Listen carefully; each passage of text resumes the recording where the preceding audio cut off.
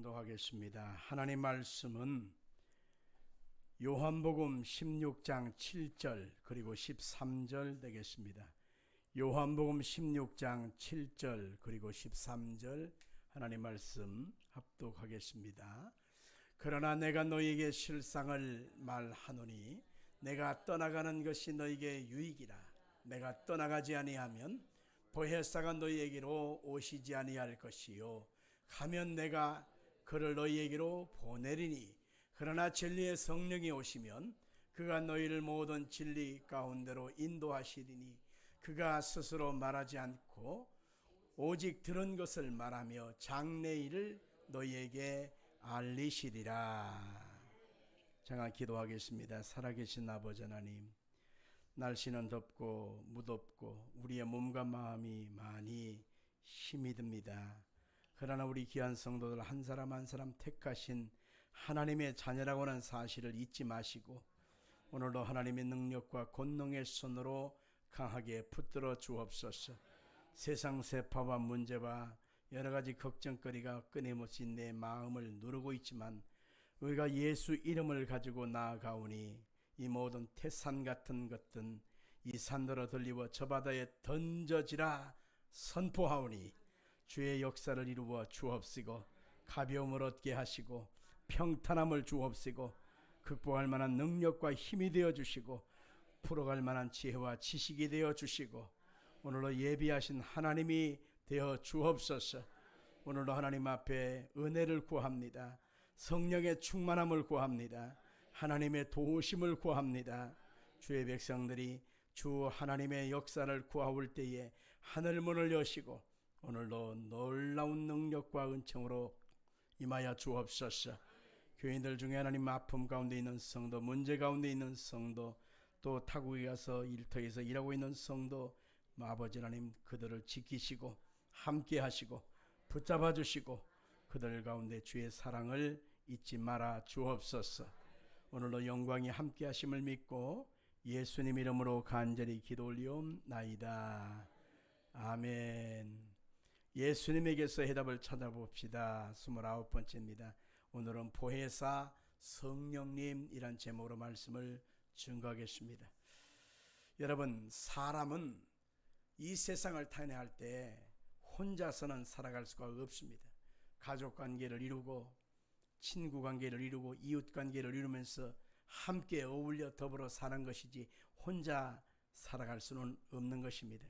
사람이 혼자서 남겨진다고 하는 것은 너무나 큰 두려움과 공포가 다가오게 되지요. 그렇지 않겠습니까? 내 옆에 아무도 없다. 나를 도와줄 사람이 없다. 내 마음 알아주는 사람 하나도 없다라고 느낄 때 얼마나 외롭고 얼마나 두렵고 얼마나 공포가 다가오는지 모르겠습니다. 한 번은 예수님께서 십자가의 고난을 앞에 두고 제자들을 모아놓고 이렇게 음식을 잡수시고 나서 분위기가 무르익을 때에 제자들한테 말씀하셨습니다. 내가 십자가의 고난을 앞에 두고 이제 내가 너희를 떠나갈 것이다 라고 말을 했습니다. 그때 귀를 의심하게 됐습니다. 예수님 어디를 가십니까? 떠나가신다니요. 그럴 때에 인자는 십자가에서 고난을 당하고 죽임을 당할 거야. 그리고 부활함을 얻을 거야. 이 얘기를 듣는 순간 제자들이 믿어지지가 않았습니다. 왜냐하면 예수님과 함께 3년씩이나 늘 동nak 동식하면서 같이 다녔거든요.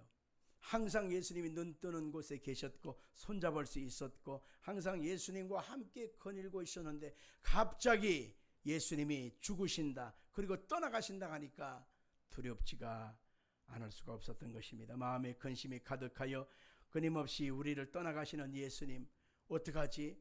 이제는 어떡하지? 염려가 됐단 말입니다.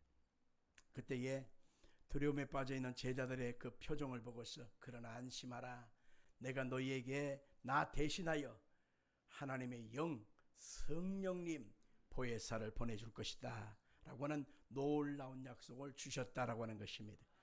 우리 한번 성경 요한복음 14장 16절 16장 7절 16장 13절 계속해서 읽겠습니다. 내가 아버지께 구하겠으니 그가 또 다른 보혜사를 너에게 주사 영원토록 너희와 함께 있게 하리니 그러나 내가 너희에게 실상을 말하노니 내가 떠나가는 것이 너희에게 유익이라. 내가 떠나가지 아니하면 보혜사가 너희에게로 오시지 아니할 것이요 가면 내가 그를 너희에게로 보내리니 그러나 진리의 성령이 오시면 그가 너희를 모든 진리 가운데로 인도하시리니 그가 스스로 말하지 않고 오직 들은 것을 말하며 장래일을 너희에게 알리시리라. 제자들만 덩그러니 남겨져서 두렵고 공포 가운데 살게 하신 것이 아니라 예수님 떠나가시자마자 무엇을 보내신다고요? 성령님을 보내주시겠다는 것입니다. 그분을 가리켜서 보혜사라고 그러는데 보혜사 성령이 오시면 근심하지 않게 하신다는 겁니다. 두렵지 않습니다. 무섭지 않습니다. 염려할 필요가 없는 것입니다. 그래서 예수님이 보내주시겠다고 하는 이 보혜사 성령님에 대해서 우리 성도들이 다시 한번 깊이 알아야만 합니다. 우리가 살아가는 세상이 끊임없이 두려움과 공포와 염려와 불안한 마음이 우리 가운데 다가옵니다. 전쟁이 끝나는 것 같은데 이제는 다 종식된 것 같은데 또 미국과 이란과의 전쟁이 발발하고 확산되면서 지상군을 침입해서 온 세상에 이제는 불바다를 만들어 버릴 것이다. 이렇게 말하는 뉴스를 다시 듣게 되면 우리의 마음속에 이게 언제 전쟁이 끝나고 언제 이 불안함이 끝날 것인가 우리의 마음에 두려움이 가득할 것입니다. 불안 많고 염려 많은 세상 속에서 우리 가운데 보내시고자 하는 보혜사 성령님이 과연 어떤 의미가 있는지를 우리가 한번 살펴볼 필요가 있는 것이지요. 자, 그러면 첫째로 또 다른 보혜사를 성령님을 보내주신다고 하셨는데 보혜사라고 하는 말의 뜻을 한번 살펴보고자 하는 것입니다. 보혜사라고 하는 것은 파라클레토스라고 하는 말인데 부름을 받고 곁에 와 계신 분이다 라고 하는 것입니다. 같이 합시다. 부름을 받고 곁에 와 있는 분.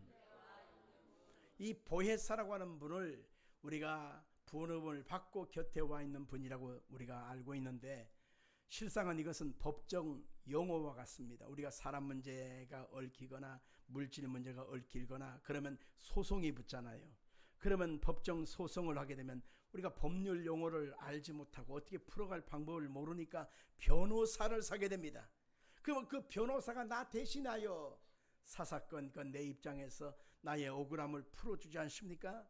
그런 것처럼 보혜사 성령님은 바로 변호사와 같이 우리와 함께 하사 우리의 사사건건 억울하고 답답하고 견딜 수 없는 마음의 눌림을 풀어주시는 분이 바로 보혜사 성령님이다 라고 말하고 있습니다.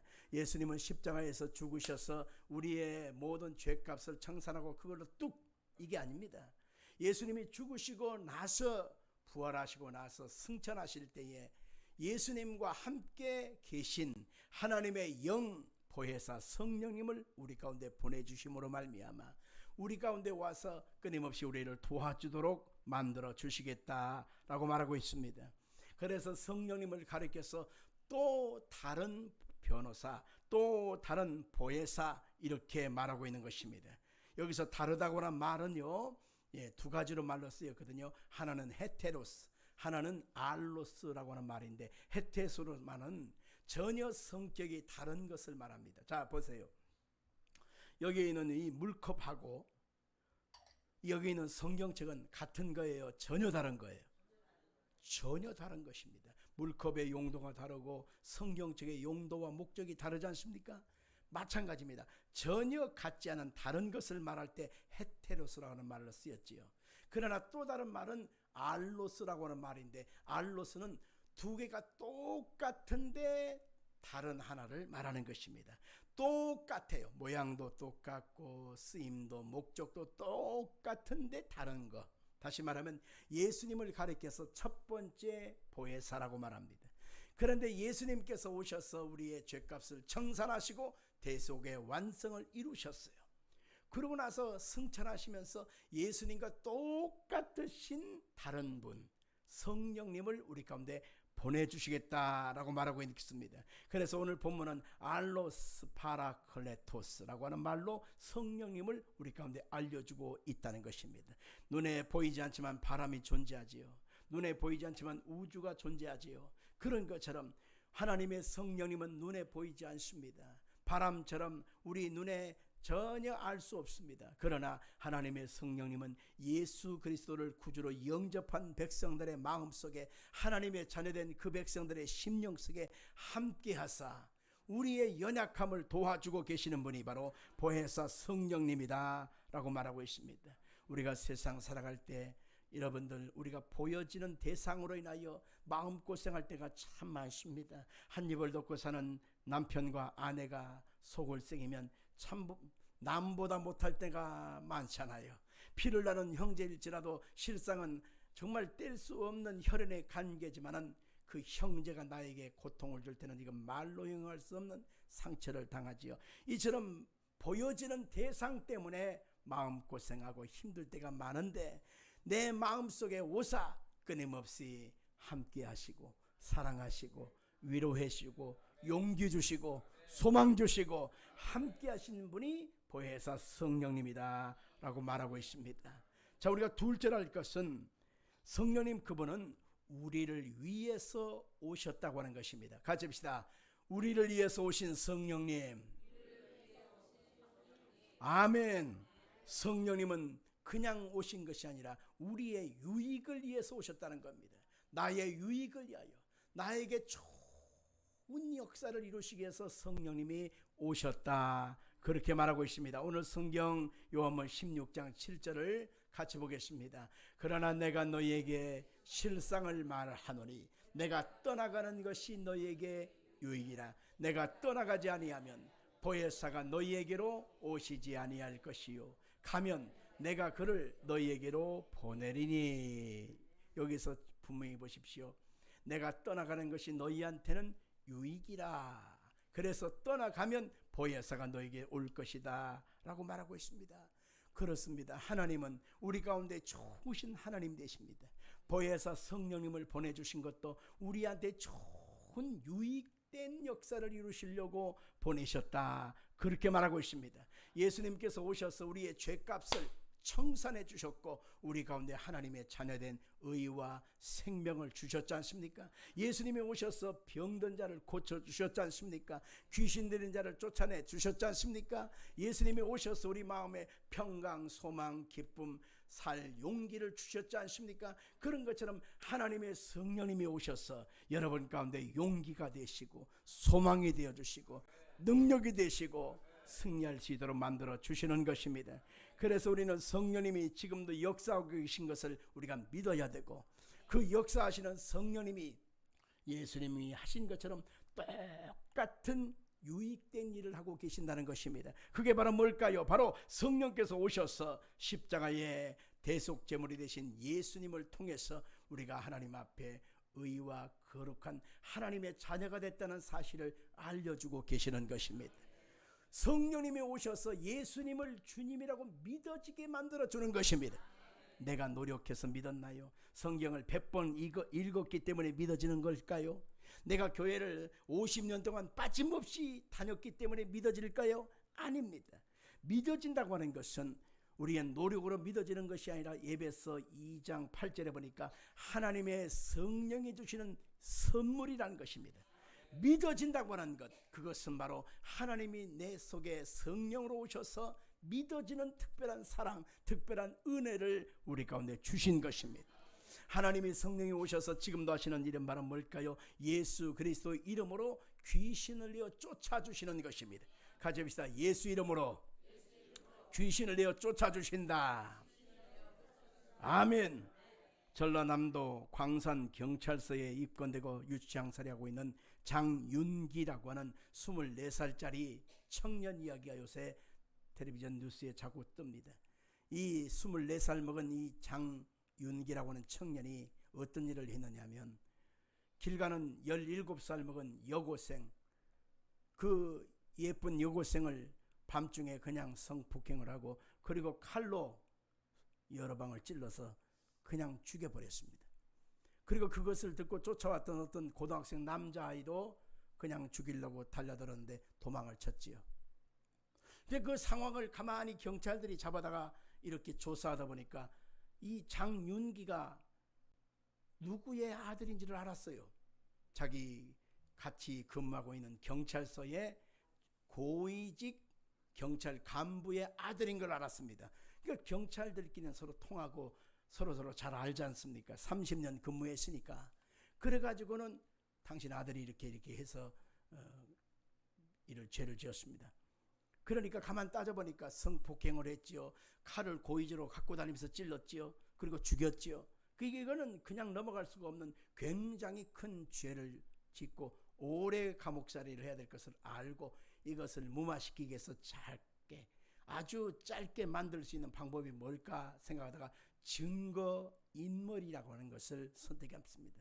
그래서 핸드폰을 모아다가 불에다 다 꼬실러서 식구들 거 있는 거 다 태워버리고 그 아들이 차 차고 있는 그 방에 들어가니까는 그 방에 책과 모든 것이 하나도 없고 오로지 있는 것이 뭐냐면 사람 모양으로 있는 인형 2개가 있더라는 것입니다.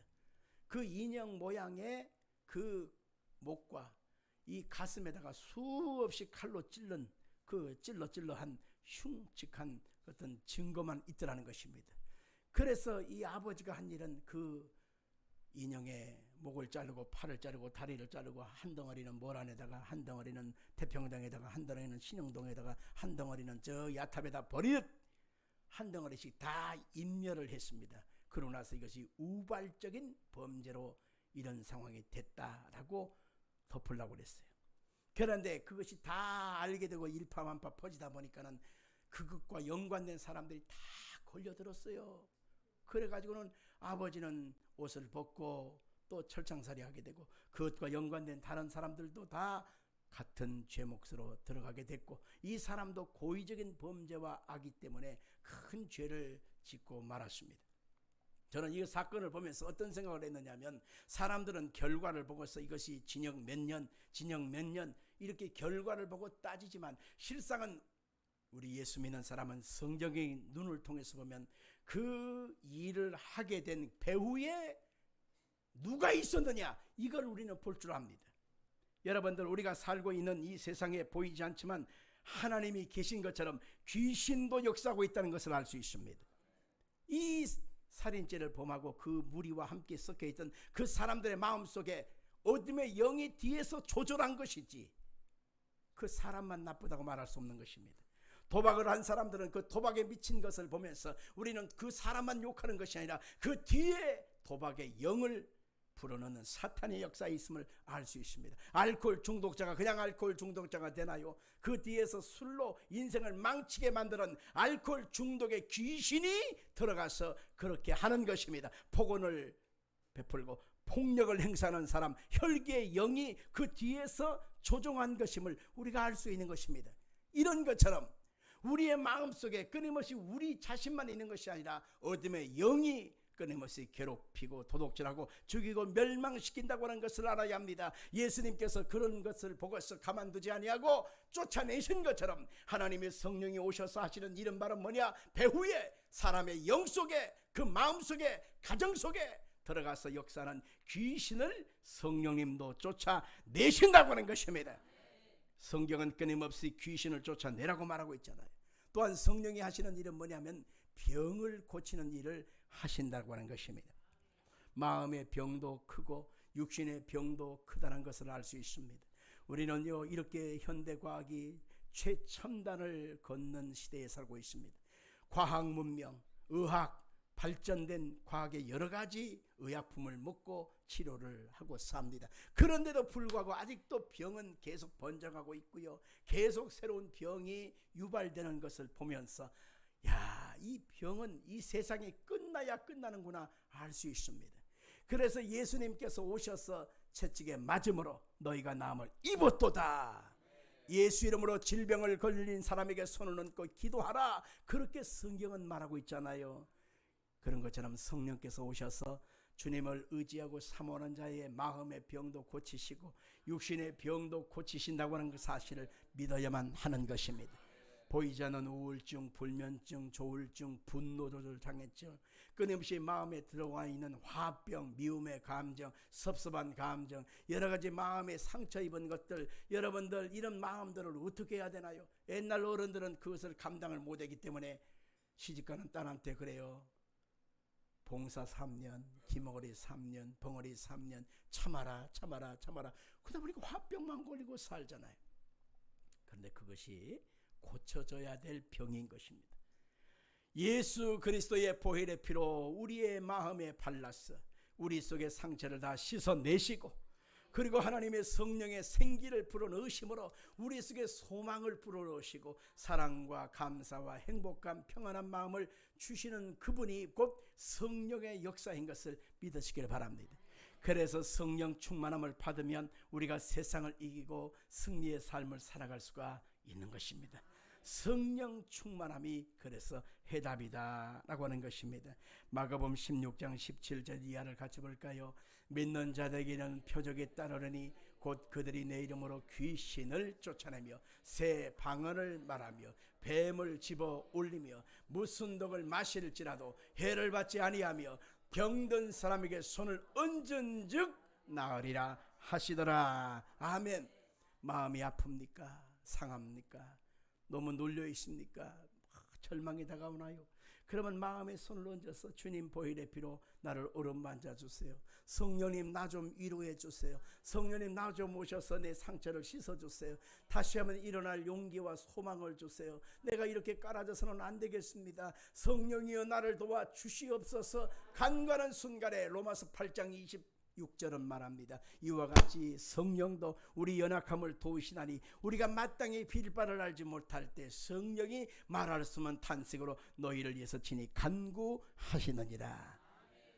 요한복음 16장 8절에 보니까 그가 와서 죄에 대해서 의에 대해서 심판에 대해서 우리를 책망해 주신다고 말하고 있습니다.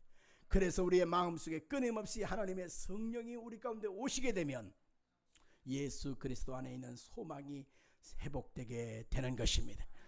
은혜를 입고 회복해야만 우리가 승리하고 살아갈 수가 있는데 은혜를 입지 못하면 살아갈 수가 없는 것이죠.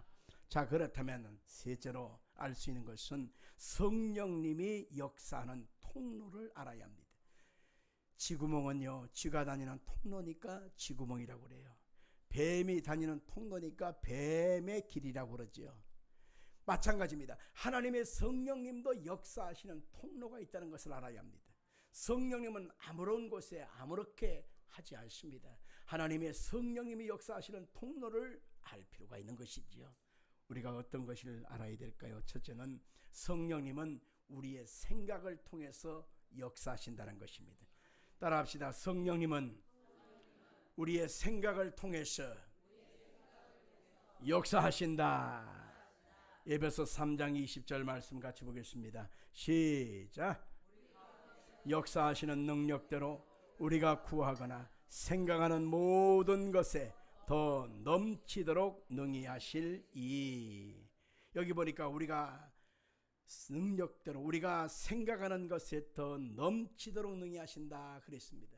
우리가 생각하는 그 생각이 곧 성령의 통로가 될 수도 있거니와 마귀의 통로가 될 수 있음을 알아야 합니다.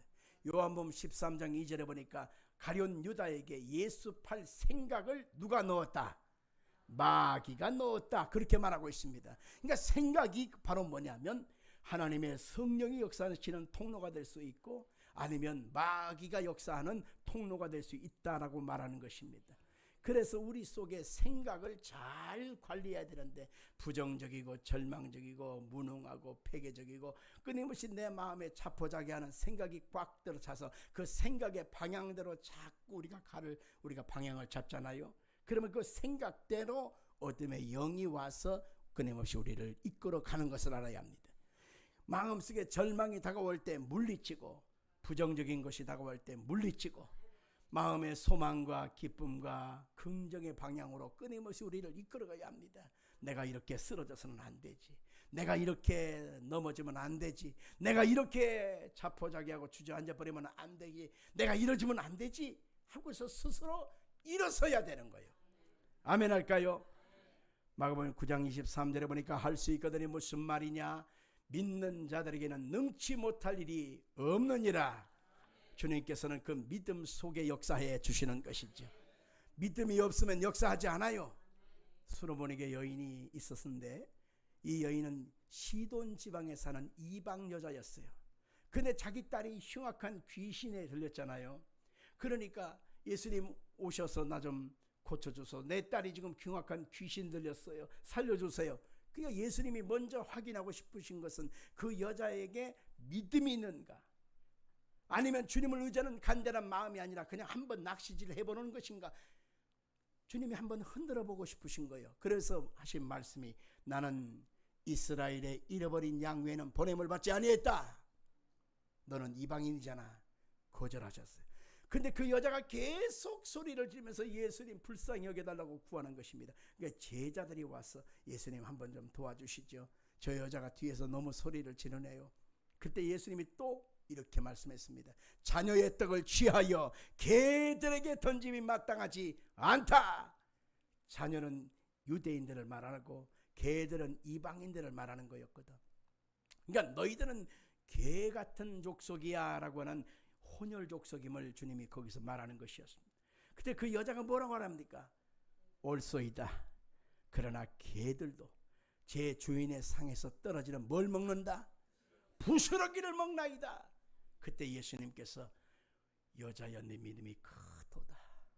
내 소원대로 되리라 하심에 즉시에 그 딸에게서 귀신이 나갔다. 그렇게 말하고 있습니다. 예수님께서도 우리의 삶의 역사를 이루실 때 먼저 그릇이 되었는지, 믿음이 있는지, 하나님을 전폭적으로 바라보는지 그것을 확인한 다음에 역사를 이루어 주시는 것을 알아야 합니다. 그래서 우리의 생각이 끊임없이 기울어 있으면, 세상으로 넘어가 있으면, 아니면 불신앙의 신앙으로 가득 차 있으면 주님은 아무것도 할 수가 없다는 것을 알아야 합니다. 이스라엘 백성들이 앞에는 홍해수여 뒤에는 애굽 군대가 쫓아왔습니다. 당장 보이는 것은 다 죽게 되었잖아요. 그랬을 때에 모세여 우리를 왜 이곳까지 인도해서 우리를 다 죽이려고 하느냐 탄식을 하고 있었습니다. 그때 하나님 앞에 모세가 기도합니다. 하나님 어찌해야 됩니까? 그때 모세가 기도하는 소리를 들으시고 지팡이를 들고 홍해를 가리키라 하셨습니다. 그 말씀에 순종해서 가리키니 홍해가 쫙 하고 갈라졌습니다. 좌우에 물벽이 서고 마른 땅처럼 바람이 불었습니다. 다 지나가서 살아났습니다. 뒤쫓아온 애국 군대는 어찌 됐나요? 물벽이 터져가지고 다 수장되어서 죽었다. 하나님의 완벽한 승리를 여기서 말하고 있습니다. 앞에는 홍해요, 뒤에는 애굽 군대요. 앞으로 가도 죽고 뒤로 가도 죽고, 이럴 수도 없고 저럴 수도 없고, 우리의 삶에 늘 그런 것이 반복됩니다. 한 곱이 넘으면 좀 평탄하겠기니, 한 곱이 넘으면 이제는 살 길이 열겠니 했지만 또 우리의 삶에 다가오는 문제가 거듭거듭 있을 때마다 우리는 꼭 기억해야 될 일은, 아하, 그때도 주님이 역사하신 것처럼 지금도 역사하고 계신다. 그때도 살려주신 것처럼 지금도 살려주고 계신다. 같이 합시다. 그때도 역사하신 것처럼 지금도 역사하고 계신다. 그때도 살려주신 것처럼 지금도 살려주신다. 아멘. 그러한 믿음의 고백을 하면서 우리의 생각이 흔들리고 요동하지 않도록 마음을 붙잡아야 하는 것입니다. 잠언서 4장 23절 같이 보겠습니다. 모든 지킬 만한 것 중에 더욱 내 마음을 지키라. 생명의 근원이 이에서 남이니라. 생각을 통해서 성령님이 역사해 주시는 것이죠. 두 번째로 성령의 통로는 바로 우리가 꿈을 꿀 때, 비전을 가질 때 성령님이 역사해 주시는 것입니다. 사람이 꿈이 있어야 젊은이로 살 수 있습니다. 나이의 신체 나이는 비록 젊고 건강한 청년이지만 꿈을 잃어버리면 완전히 죽음을 앞에 둔 환자와 같은 것입니다. 마음에 꿈이 없기 때문에 일찍 일어날 이유가 없어요. 이불을 개야 되는데 이불을 안 개. 왜? 저녁 되면 또 누워서 잘 텐데 뭐하러 개? 그냥 펼쳐놓는 거야. 둘둘 말아놓던지. 그 다음에 씻어야 되는데 안 씻어. 왜 씻으나? 눈곱 띄나 눈곱만 잠깐 띄면 됐지. 이러고 사는 거야. 에? 설거지를 해야 또 새로운 밥을 다는데 어차피 또 묻을 텐데 뭐. 그리고 담궈놨다가 또 거기다가 그냥 대충 먹고 또 놔두고. 그러니 이게 뭐 생각이 안 바뀐 사람은 삶이 전혀 달라질 수가 없는 것입니다. 그러니 모든 것을 볼 때 회색으로 보는 거예요. 힘그리하게 보니까 세상이 다 나쁜 놈이야. 세상이 전부 다 잘못됐어. 나는 오라. 나만 오라. 항상 그러니까 누구 탓, 누구 때문에 항상 그렇게만 말하니 결국 인생이 자기만 옳고 세상이 나쁘다 보니까 항상 자기 중심으로 세상이 돌아가는 것 같은데 아무것도 바뀐 것은 없다, 그 얘기예요. 성도 여러분들, 우리의 마음속에 이 꿈을 갖고 있다고 하는 것은 사람이 다시 새롭게 태어나고 그 고난을 이겨나갈 수 있는 에너지가 된다는 것을 알 수가 있습니다. 우리 속에 하나님의 성령이 주시는 거룩한 꿈, 비전은 결국 나 자신을 어제보다 오늘은 더 새롭게, 내일은 오늘보다 더 새롭게 나아갈 수 있는 새로운 출발점이 되는 것입니다. 할렐루야. 우리가 목욕탕에 갔어요. 몸을 불려서 때를 그냥 싹싹 밀어넣을 때 완전히 지우개가 그냥 두루두루 떨어지면서 아이고 까마귀 하면서 떨어지지 않습니까? 그때에 우리는 마음에 새로움을 얻습니다. 아이고 개운하네, 아이고 시원하네. 그러면서 뭔가 내 자신이 용기를 얻고 새롭게 출발하는 어떤 마음의 출발점이 되지 않습니까? 마찬가지로 옛생각은 다 씻어버리고 하나님이 내게 예비하신 놀라운 것 눈으로 보지 못하고 귀로 듣지 못하고 마음으로 생각할 수 없지만 그러나 하나님의 성령이 우리 가운데 부어주시는 거룩한 꿈, 아름다운 소원, 하나님이 그렇게 하신다고 하는 아름다운 비전을 품고 나아갈 때에 그 사람 속에 하나님의 역사가 이루어진다라고 하는 것입니다. 성경 말씀 찾아볼까요? 빌립보서 2장 13절입니다. 같이 읽겠습니다. 너희 안에서 행하시는 이는 하나님이시니 자기의 기쁘신 뜻을 위하여 너희에게 소원을 두고 행하게 하시나니. 하나님은 성령께서 우리 마음속에 거룩한 소원을 부어주십니다. 아멘 합시다. 거룩한 꿈을 부어주십니다. 거룩한 생명을 부어주십니다. 하나님의 성령님은 하나님의 영이시기 때문에 하나님의 놀라운 비전을 갖고 계셔요. 하나님의 놀라운 뜻을 알고 계셔요. 그것을 우리의 마음속에 내가 너를 이렇게 인도할 거야, 내가 너에게 앞으로 이렇게 인도할 거야, 내가 너에게 이렇게 아름다운 날들을 줄 거야 라고 하는 거룩한 소원을 줄 때 그 소원을 여러분 그냥 잊어먹거나 아니면 그냥 무시하지 말고 하나님이 내 속에 부어주시는 아름다운 소원을, 마음의 꿈을 꾸세요. 소망하시길 바라요. 그 소원이 여러분의 앞으로 나아갈 방향성임을 잊지 말길 바랍니다. 복되게 될 것이고 아름답게 될 것이고 승리하게 만들어 주실 것입니다. 또한 성령께서 우리 가운데 역사하실 때 네 번째 우리가 하시는 통로가 뭐냐면 우리의 입술의 말을 통해서 성령님이 역사해 주신다는 것입니다. 같이 읽을까요? 성령님은 우리 입술의 말을 따라서 역사하신다. 아멘. 예수님께서 오셔서 저가 채찍에 맞음으로 나음을 입었다 하신 그 역사를 이루시게 하여 주님께서 채찍에 맞으셨습니다. 그래서 그 채찍 맞으신 보혈의 피로 우리가 깨끗이 나음을 얻게 되었단 말입니다. 우리가 마음의 병이 들거나 육신의 병 들을 때 아픈 자리에 손을 얹어 이제는 예수님 안에서 깨끗이 나았다고 선언하십시오. 주님이 고쳐주셨다. 주님이 깨끗게 만들어 주셨다.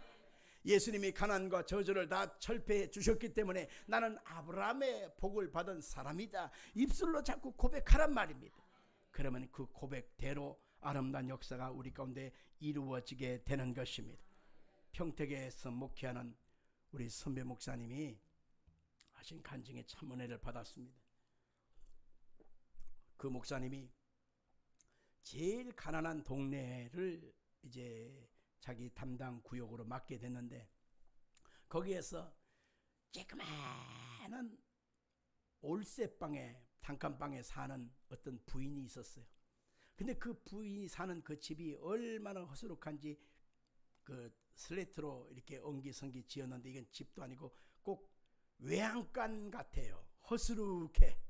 바람이 숭숭 들어오지요. 또 구멍 뚫어진 부분에서 쥐가 들락날락 하는데 쥐가요 혼자만 안 다닙니다. 꼭 식구들 데리고 다닙니다. 자식들 데리고 다닙니다. 그게 이 쥐들이 말입니다. 새끼가 얼마나 빨리 번성하는지 한번 달면 10명까지, 10명이 아니지 10마리까지 줄렁줄렁 줄고 다니는 그런 집이 세상에 어디 있냐? 있었어. 그러니 그 속에서 살아가는 이분이 희망을 놓쳐버렸어요. 삶에 희망이 없어요. 그 남편도 역시 병들고 돈벌이를 못해요. 그러니 자식들은 나가서 소식도 없지. 슬레이트 집에 구멍 뚫어 쥐새끼만 왔다 갔다 하는 곳이지. 남편은 병들었지. 돈은 없지. 도와줄 사람은 없지. 마음에 병이 든 상태에서 그분은 교회에 겨우 주일날 나와서 저 구석대기에 앉아서 예배만 드리고 얼른 가는 거예요. 왜? 자기 자신의 처지가 너무 고달프니까 누구한테 자기 자신을 말할 수가 없어. 사람이 너무 처지면 누구한테 나 자신을 오픈할 수가 없잖아요. 오라갈 수 있나, 가라갈 수 있나, 차 한잔 마시장할 수 있나. 얘기하는 게 겁나고 나와 만나서 같이 뭔 얘기하자. 그런 게 겁나는 거예요. 그러니까 얼른 갔다 얼른 도망가 버리는 거예요. 그 집에 신방을 갔는데 그런 형편이었어요. 그러면서 그 집에서 얘기를 하고 같이 말씀을 나누고 기도하는데 하나님은 저 사람은 사랑하는데 나는 왜 이렇게 하나님이 이렇게 두시는지 모르겠어요. 원망이 그 속에 가득하더라는 거예요. 원망이. 나는 왜 이 모양인지 모르겠어요. 하나님 믿어도 아무런 변화도 없고 내 인생은 왜 이렇게 되는지 모르겠어요. 막 절망을 하는 거예요. 절망. 그때 이분하고 예배를 계속 드리면서 아니다. 예수님이 우리의 가난, 저주, 실패, 사망, 지옥을 다 철폐했다. 이제는 예수님 안에서 이전 것은 지나갔다. 우리가 보라 새 것이 되었다고 했다. 그러므로 예수님을 주님으로 믿어라. 그리고 예수님이 십자가 지신 그것을 마음속에 믿어라. 그러니까 믿어요 하지만 안 믿어지는 거야. 현실을 보면 그대로니까 반복되는 나의 달라지지 않은 현실은 계속 오는 거니까 안 믿어지는 거예요. 그러니까 이분하고 만나서 예배 드릴 때마다 아니다. 예수님 안에서 우리는 얼마든지 복된 자가 되었다. 저를 따라 하시라고. 여러분들 같이 한번 해보시기 바랍니다. 나는 예수 안에서 구원받은 하나님의 사랑받는 자녀가 되었다. 질병은 떠나갔다. 가난도 떠나갔다. 저주도 떠나갔다. 실패도 물러갔다. 나는 아브라함의 약속된 복을 받은 사람이다. 아멘. 이제 끝까지는 잘했어. 그러고 나서 또 두 번째로 뭘 따라게 하냐면 하나님이 나에게 복을 주셔서 방 3개짜리 햇빛 잘 드는 곳에 2층이나 3층이나 아파트로 이사가게 하신다. 여러분은 아멘하지만 그 사람은 누가 나를 도와줘? 누가 나한테 돈을 줘? 누가 나한테 그 아파트를 줘? 언감생신. 아까 뭐라고 그랬어요? 지구멍이 뻥뻥 뚫린 하늘이 보이는 그 슬레이트 집에서 쥐가 왔다 갔다 하는 그런 곳에서 그냥 살다가 싸늘히 죽어버리면 송장 그 가마니에 대충 둘둘 말아서 그냥 화장 들어갈 수밖에 없는 나의 인생, 나의 운명인데 누가 나를 도와줘? 안 믿어지는 거예요. 그래 목사님이 하나님이 나에게 방 3개짜리 아파트를 주신다. 햇볕 잘 드는 2층이나 3층에 주신다 하니까 따라하지를 않는 거예요. 왜? 아무런 가능성이 없으니까. 빌미 뭐가 있어야 건덕지가 있어야 믿어지고 따라하지. 남편은 병들어서 돈 못 벌지. 자식들은 연락 끊어져 아무것도 할 수 없지. 나는 이렇게 깔아져서 아무것도 할 수 없는 거지. 뭔 근거로 따라하겠냔 말이에요. 그러니까 거기까지는 예수님 나 안에서 나 구원하셨다, 치료하셨다, 믿어진다 이건 했는데 아파트 얘기는 못 하겠는 거야. 안 되는 거야. 믿어지지 않으니까. 그래서 목사님 그런 말은 하지 마세요. 목사님 못 따라하겠어요. 못 따라하겠어요. 그렇게 이제 거부를 하는 거야. 아니라고. 따라하라고. 하나님이 나에게 방 3개짜리 아파트를 주셨는데 2층이나 3층 햇볕 잘 드는 곳에 주셨다. 아멘한 사람에게 여러분의 삶의 앞길이 활짝 열릴지어다.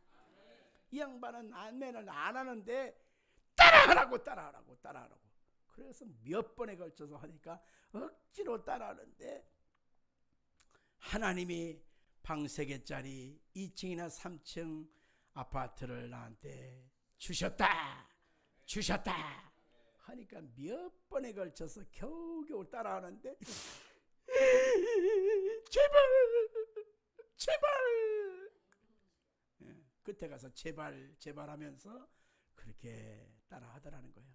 만날 때마다 하나님이 역사하셔서 은혜를 주셔서 아파트를 주셨는데 방새까지 햇빛 잘 드는 곳 2층이나 3층 나한테 주셨다 선포를 했어요. 아멘. 그러고서 1년이 지났어요. 만날 때마다 다른 얘기 안 하고 그 얘기만 같이 얘기하고 선포하고 따라하고 선포하고 이렇게 했는데 1년 지나서 진짜로 그분이 얼굴이 환해가지고 목사님 진짜 아파트 들어가게 됐어요. 무슨 소리요? 소리나 사연이나 들어봅시다 하니까 진짜 역사가 나타났어요. 할렐루야. 남편이 노가다를 다녔어요.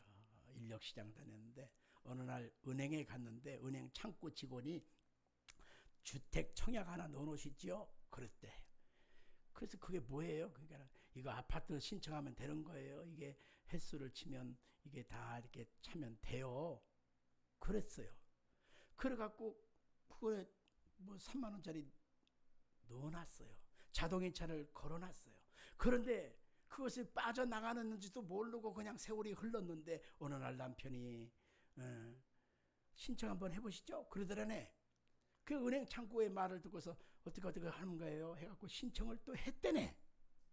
마누라한테 말 안 하고. 그런데 그게 참 되려고 그러니까 되는 거야. 하나님이 하시니까 되는 거야. 진짜로 되는데 지금까지 무주택 있잖아요. 그 다음에 어떤 그 벌이가 많지 않잖아요. 병 들었잖아요. 그러니까 최우선 순위에 배치를 해줘가지고 이분이 덜커닥 됐는데 진짜 가보니까 3층에다가 방 3개가 되고 햇볕이 잘 들은 남향이고 할렐루야. 엘리베이터도 있어. 새 집이야. 여러분들 이런 것을 보면서 우리는 하나님이 내 삶에 역사하고 계신다고 하는 흔적임을 알 수 있습니다. 우리는 요 입술에 말하는 것이 되는 대로 그냥 닥치는 대로 그냥 기분 따라 성질대로 그냥 내뱉는 것이 우리의 말이라고 하지만 성경에 보니까 너희가 하는 그 말이 내 귀에 들린 대로 내가 너에게 행하리라 그렇게 말하고 있습니다. 그래서 내가 하는 그 말을 성령님께서 듣고 계셔서 내가 안 된다, 망한다, 죽고 싶다, 끝내고 싶다, 여기까지인가벼 맨 그런 소리만 하잖아. 그러면 너는 거기까지밖에 안 되나 보다. 가자. 그래서 데리고 가버리는 거예요. 그러나 마음속에 믿음, 소망, 사랑을 말합니다. 할 수 있다를 말합니다. 주님이 함께 하신다를 말합니다. 좋은 일이 있다, 축복이 온다를 말하십시오. 그러면 그 믿음대로 주께서 역사해 주시는 것입니다. 자, 어떤 사람이 점심시간에 식당에 들어갔어요. 그래가지고는 앉아서 이제 딱 오니까 사람이 이제 종업원이 와가지고 물컵 갖다 주고 메뉴판 보여주면서 고르세요 해놓고서 이제 한참 동안 이제 다시 오게 됐잖아요. 근데 그 사이에 옆에 있는 사람 음식 먹는 걸 쳐다보고 메뉴판을 쳐다보고 이렇게 있다가 이제 고른 줄 알고 뭘 드시겠어요? 그랬단 말이죠. 이제 그 사람이 이렇게 말을 합니다. 아유, 딱히 먹고 싶은 것도 없고 입맛도 없고 에휴, 저거 보니까 맛도 별 볼 일 없어 보이고 그렇네. 먹어봐야 뭐 그 맛이지 뭐. 자꾸 이렇게 말을 했어요. 그러니까 그러면 드시겠다는 거요, 말겠다는 거요.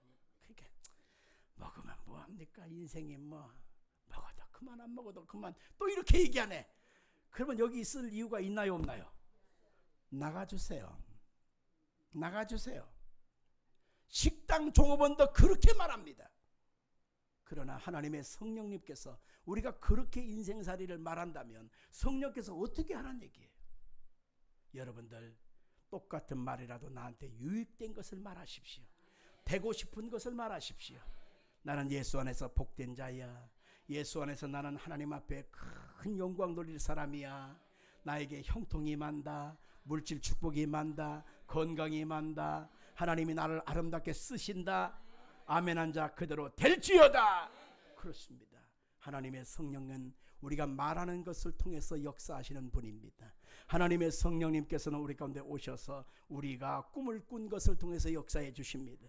하나님의 성령께서는 오셔서 우리가 오늘로 예수 그리스도의 십자가의 피뿌림의 역사를 마음속에 믿고 생각할 때 그 생각대로 역사해 주신단 말입니다. 그 성령님은 우리 가운데 좋으신 하나님의 영이십니다. 우리의 유익을 위해서 오셨다고 말하고 있습니다. 여러분의 인생 아름다워지게야 하나님 앞에 행복해져야 합니다. 복된 역사가 이루어져야 하는 것입니다. 여러분들이 살 날이 지금 당장이라고만 말하지 마십시오. 앞으로 여러분들 앞으로 30년 40년 80 넘으신 분들 해당하는 것인데, 모세가 몇 살까지 살았다? 모세는 120세까지 살았어요. 옆에 사람 인사합시다. 한참 남으셨네. 그래. 시작. 한참 남았어. 한참 남았어.